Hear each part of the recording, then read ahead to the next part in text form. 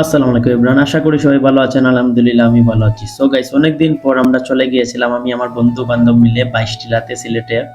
So যারা যারা সিলেটের 22 টিলাতে গিয়েছেন অবশ্যই জানাবেন আপনাদের কেমন লেগেছে 22 টিলা। আর আমার অনেক মজা লেগেছে 22 টিলাতে গিয়ে।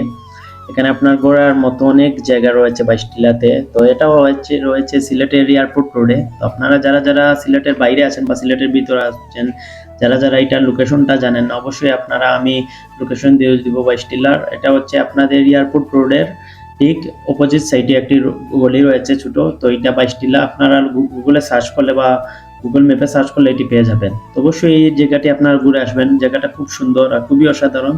তো আশা করি আপনাদের যারা যারা যান নাই অবশ্যই এই জায়গাতে গেলে আপনাদের ভালো লাগবে। আমারও ভালো লেগেছে। তো আমরা গিয়েছিলাম, আমরা 4 জন না 5 জন আমরা বন্ধু বান্ধব ছিলাম, বাইক দিয়ে গিয়েছিলাম আর কিছু বন্ধু বান্ধব ছিল কার দিয়ে গিয়েছিল।